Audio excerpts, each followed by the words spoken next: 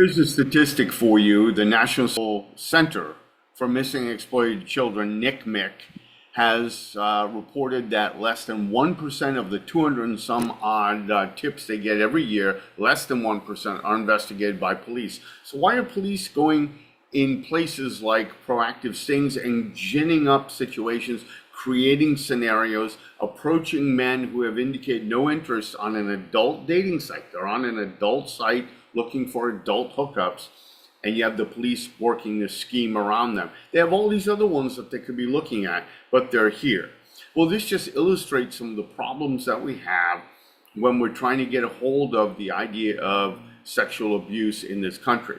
Because we, for example, acknowledge that abuse happens overwhelmingly against women, while at the same time ignoring that about 30% of the cases happen against men, by women or by other men. We also, the abuse happens in places where there's a close working relationship and a close relationship of trust. So office buildings, all right? Places where people are working very closely side by side, like food service, in schools, in parks, in rec centers and stuff, not only against students, but against staff as well. We know that these are the places that it happens. So I want to share with you one of the problems we have and why we can't get on par with this, why we can't get a handle of on these situations and really understand to what extent we have a predation problem, is because schools do dumb things like this. So when something happens in a school, and again, I've been at schools, I've worked at schools, camps, Boy Scout places, rec centers. I've been, a customer at these places. I've also been staff at these places. And I can tell you that people act, not always the way they should, right?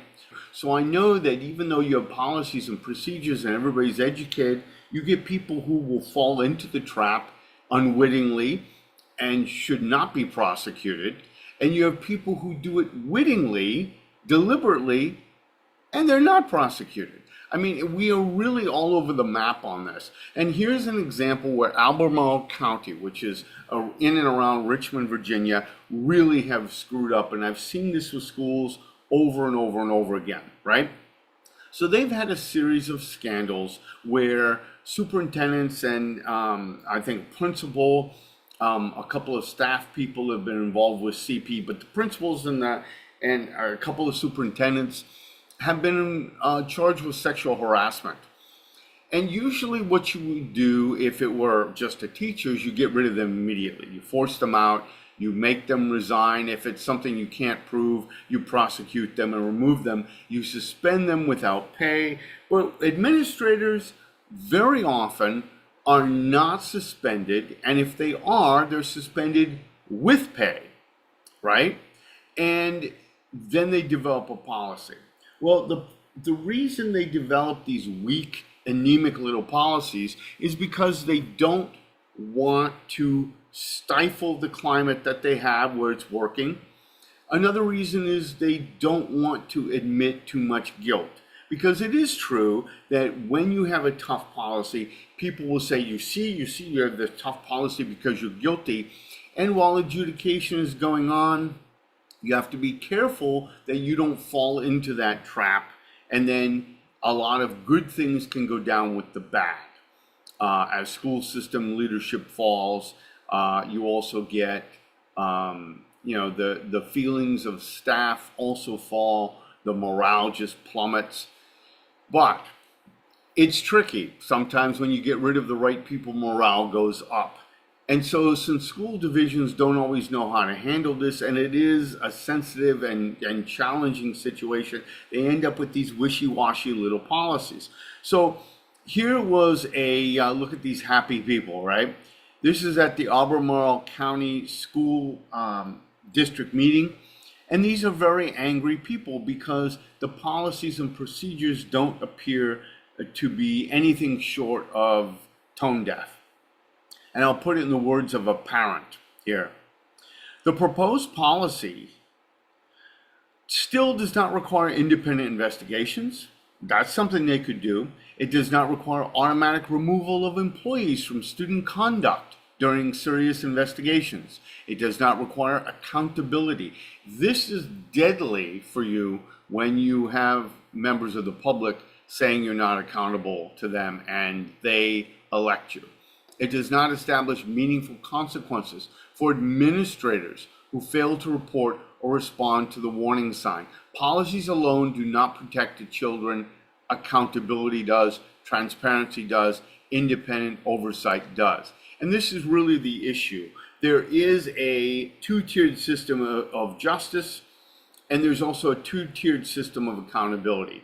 There is this idea that if you are wealthy and you are powerful and you are in high positions of great responsibility, somehow we can give you a little bit of a break. This is why you get the golden parachutes when they leave companies.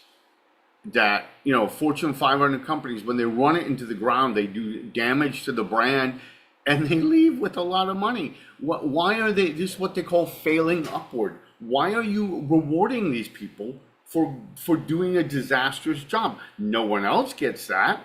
They get fired. If I didn't meet my benchmark goals as a teacher and I always met or exceeded them, I would have gotten fired. They made it very clear. But we have a superintendent who was up on harassment charges several times, assistant superintendent of something, and suspended. I mean, where was the accountability for that? And all it does is poison the well. So it's tricky business that's true to develop the right policy that sets the right tone and, doesn't get people piling on. But worse than that is a weak, flimsy, anemic policy with lots of outs and zero accountability. We had a case here in Prince William County where the former superintendent, Stephen Waltz, who was making well over $500,000, 3 years ago or so, when he finally resigned, I think it went back 4 years ago, that he was texting children at elementary school children. He was a former elementary school teacher, claimed to be helping them, talking over problems and stuff. But apparently the substance of the conversations, I don't know a ton about it, but the substance of the conversations were such that it was concerning to some parents, including a couple of board members. One in particular, and there was some bad blood between the board member and the superintendent to be fair to the situation. But the superintendent wasn't suspended. He wasn't even suspended with pay. Nothing happened to him. And yet a teacher would have been suspended and forced out. We had a teacher in Smithfield, which is on the east coast of Virginia here, and she was accused of touching a kid in the butt during a fire drill by an elementary school child. And elementary school children, some of them like to make up little stories sometimes. It brings attention to them. And again, I'm not saying that it did or didn't happen, but they did an investigation. She was cleared of not touching the kid's bottom with her foot, and he alleged probing into his anus. The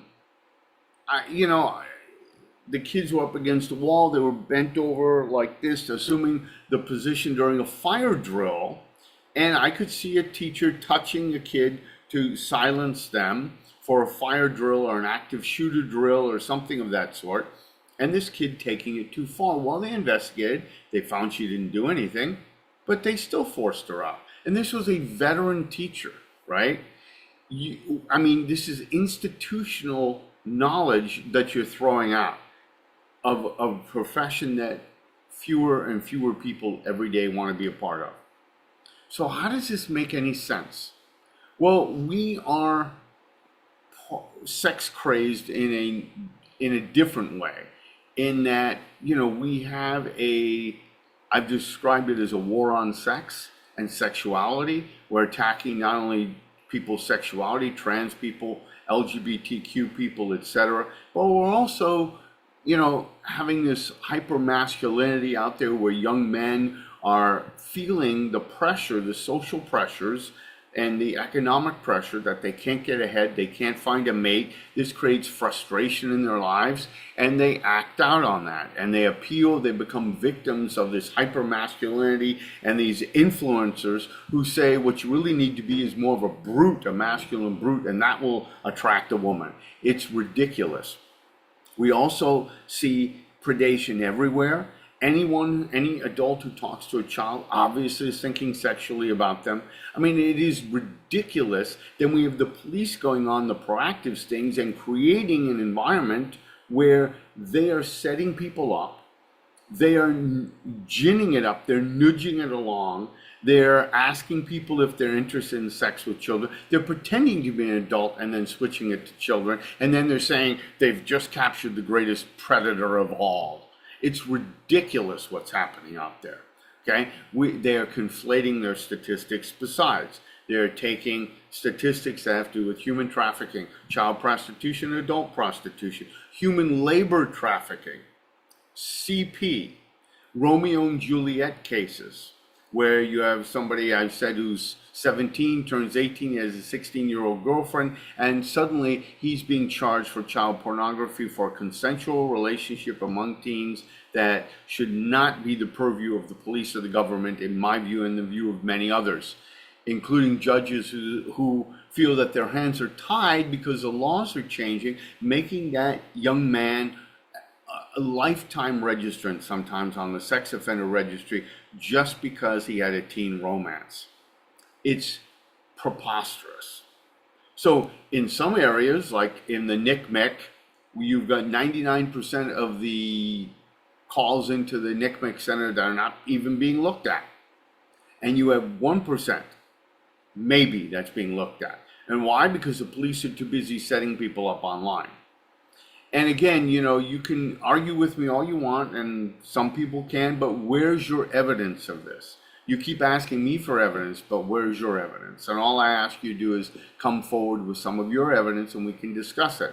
Because those of us who have been stung are very much on the cutting edge of this, because we are fighting back against the police, politicians, and the judicial system that gets extra good guy points for as many predators as they can get. And in a very real sense, that's true. They do get report cards on these things, and the more you can hammer somebody for the highest level offenses, and sex offenses are always right up there, the more you can look good. But none of these things address the real problem of predation that we have out there. Where is it, and where is it not? Where do you have really systemic issues in a school division? Because the policies aren't necessarily working, and weakening them or strengthening them doesn't necessarily do it.